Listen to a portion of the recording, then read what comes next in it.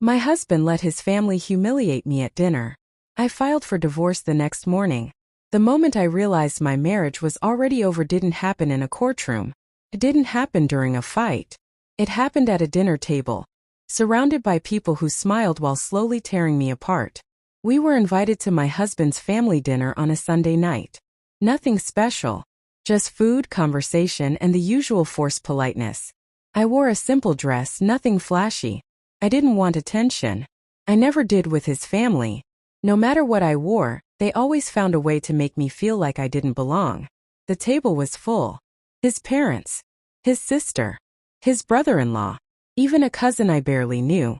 Everyone had a seat. Everyone except me. First, I thought it was a mistake. I stood there holding a dish I'd cooked myself, smiling awkwardly while they laughed and talked.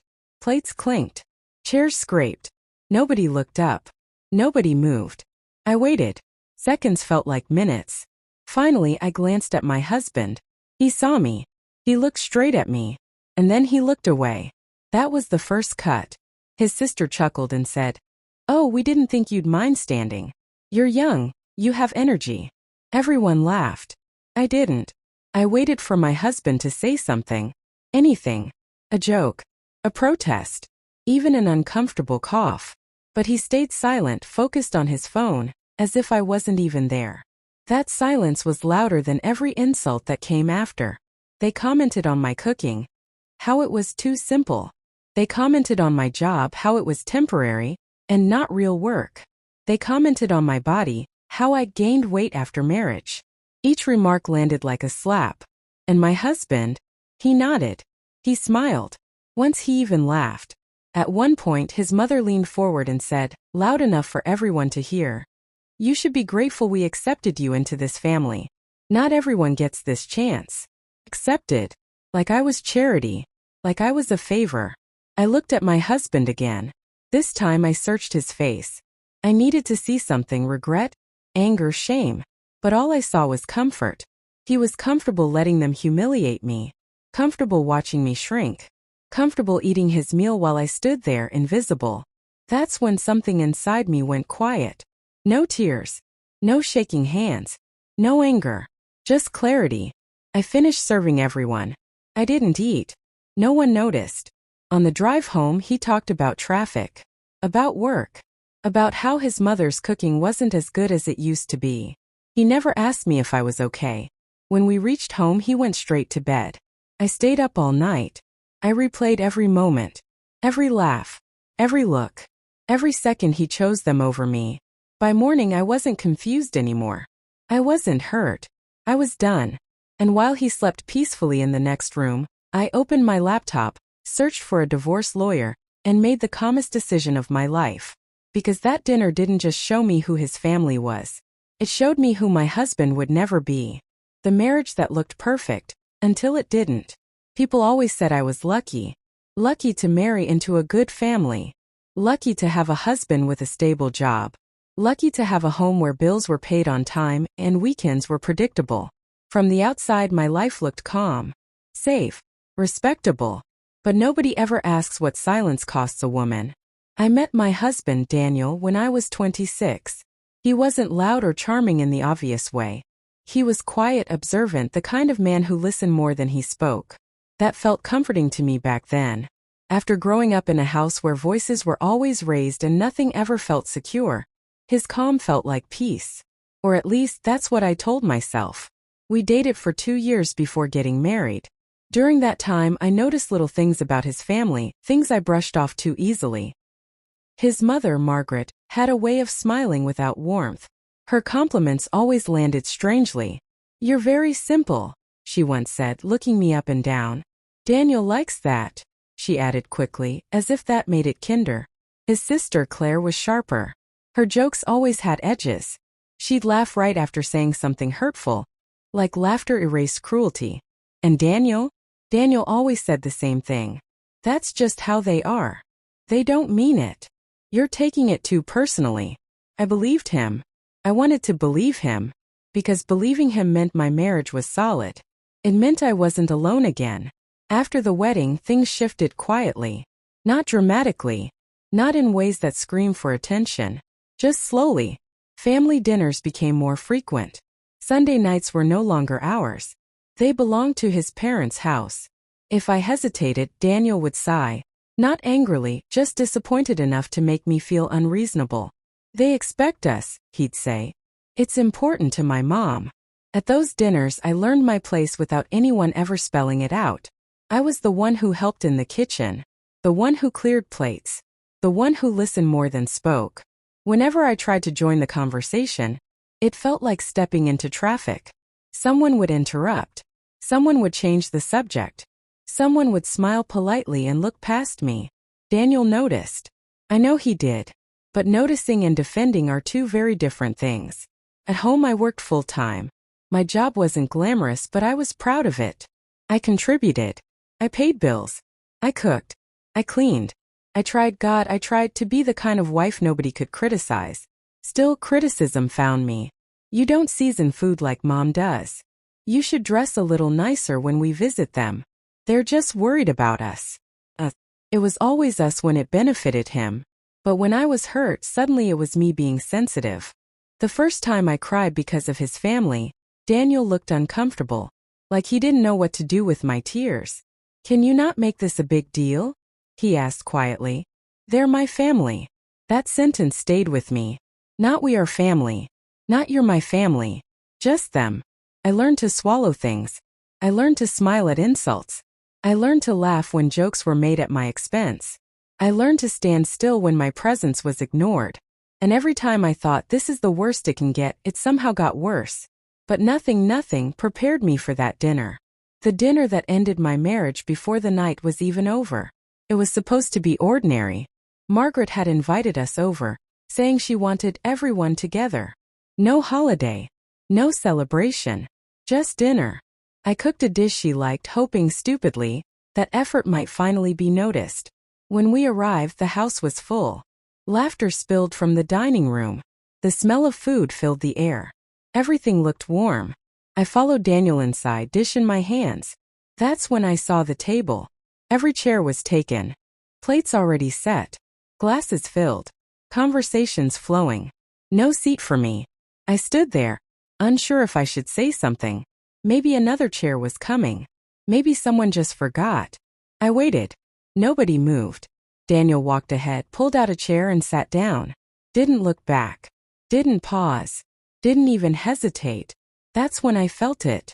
That slow, sinking realization. This wasn't an accident.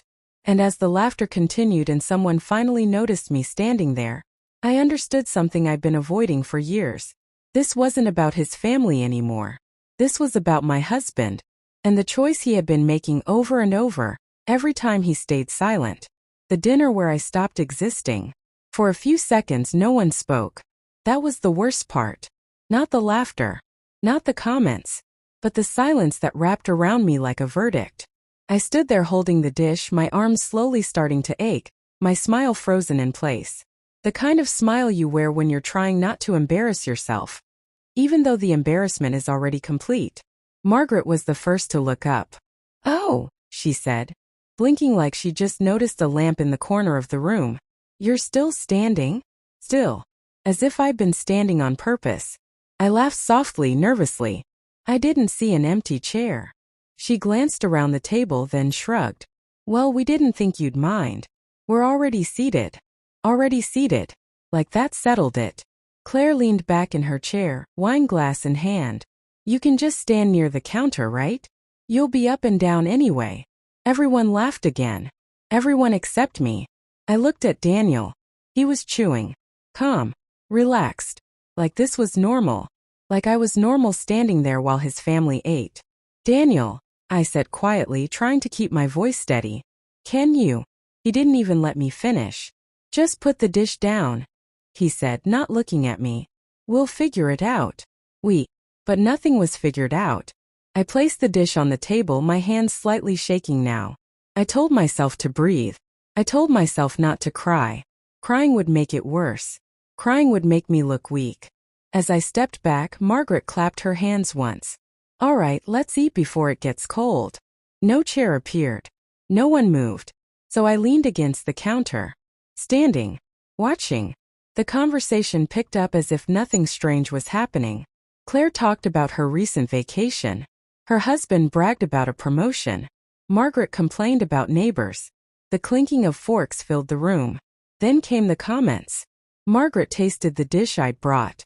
She paused dramatically. My stomach tightened. It's not bad, she said finally. A little bland. Daniel likes flavor. Claire smirked. Yeah, you'll learn. Takes time to cook like a real wife. A real wife. Daniel chuckled. That sound, his laugh, did something to me. It cracked something open inside my chest. I stared at him, waiting for him to realize what he'd just done. He didn't. Someone asked me about work. Before I could answer, Claire jumped in. She works one of those office jobs, she said. Nothing serious. Just until they have kids, I guess. I opened my mouth. Closed it. Daniel nodded. Yeah, it's not long-term. I felt my face burn. I had never said that. We had never agreed on that. But he said it like a fact. Like my life was temporary. Margaret leaned forward. Well, that's good. A woman should focus on home eventually. Especially in this family. This family. I was starting to understand what that meant. They weren't just criticizing me. They were erasing me. At one point, Claire looked me up and down and said, You look tired. Marriage suits some women better than others. Her eyes flicked to my waist. Then back to my face. I felt exposed. Judged. Small. I waited for Daniel to say something. Anything. He didn't. Instead, he passed the breadbasket to his father. That was the moment. Not the jokes. Not the insults. Not even the lack of a chair. It was the realization that I was alone in a room full of people, and married to one of them. I excused myself to the bathroom. Inside, I locked the door and stared at my reflection. My eyes were glassy. My lips pressed tight. My posture was rigid, like I was bracing for impact. I whispered, Get through this. Just get through dinner. When I came back out, my plate was set on the counter. Standing height. No chair. Margaret gestured vaguely. We figured that would be easier for you. Easier. I didn't argue. I ate standing up. Halfway through, Claire leaned over to Daniel and said, loud enough for everyone to hear. You're very patient, you know. Not every man would put up with adjustments. Adjustments. I looked at Daniel again. This time I wasn't searching for help. I was searching for confirmation. And I got it. He smiled. Proud. Validated. Comfortable. Something inside me went very still. No more nerves. No more embarrassment. No more hope. Just a quiet, cold understanding. This wasn't a bad night. This was my life. When dinner finally ended, everyone stood up, stretching, laughing, satisfied. I cleared plates. I carried dishes. I wiped the counter. No one thanked me. In the car on the way home, Daniel talked about how fine the night went. You were quiet, he said casually. Everything okay? I stared out the window. Yes, I said. And for the first time it wasn't a lie. Because something had ended. And something else, something much stronger, had just begun. The night I stopped begging to be loved. The car ride home was quiet. Not the comfortable kind of quiet couples share after a long day, but the heavy kind. The kind that presses against your chest and dares you to speak first. Streetlights passed like slow blinks. Daniel hummed softly, one hand on the steering wheel, the other tapping to a song only he could hear. He was relaxed. Unbothered. As if nothing unusual had happened. As if I hadn't been erased at his family's table. So, he said finally, breaking the silence, next time maybe you should remind me if you need something. You didn't say anything back there. I turned to look at him. You saw me standing, I said. He shrugged. Yeah, but you could have pulled up a chair. You don't need permission for everything. Permission. That word burned. You were sitting, I said quietly. You didn't think it was strange? He sighed, already annoyed. Why are you making this into a thing?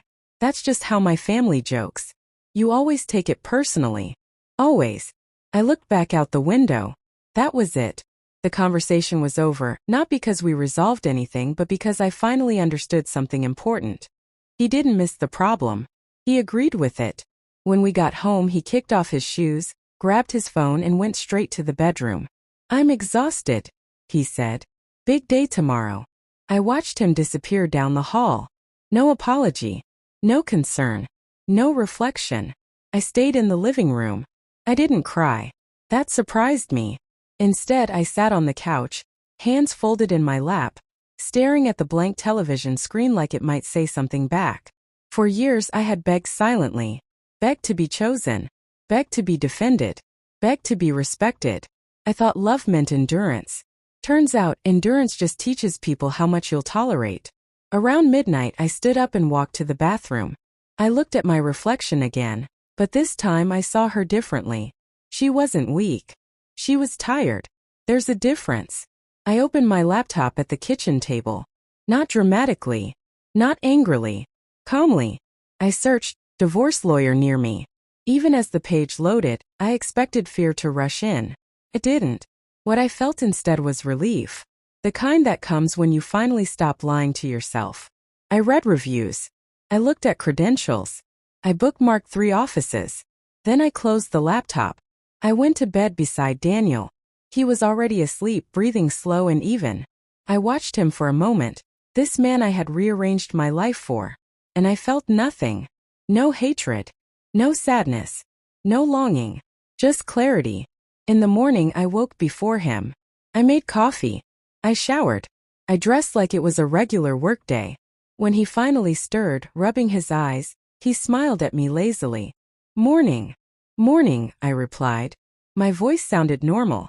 That seemed to comfort him. While he got ready, I packed a small bag. Not everything. Just essentials. Documents. ID. Bank statements. Things I'd quietly gathered over time without realizing why.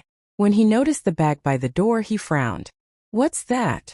I'm going out after work, I said. Might stay late. He nodded, already distracted. I kissed his cheek. Not out of love. Out of closure. That afternoon, I sat in a lawyer's office with my hands folded the same way they were the night before. Calm. Controlled. The lawyer listened without interrupting as I explained everything. The dinners. The comments. The silence. When I finished, she leaned back and said something that changed me.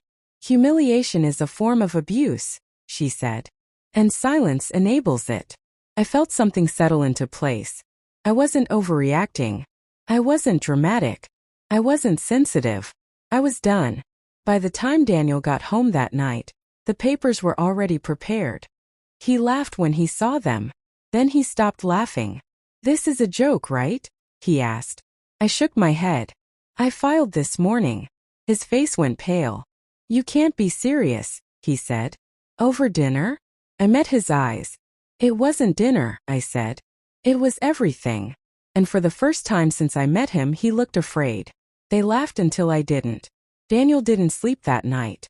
I know because I didn't either. But unlike him, I wasn't pacing.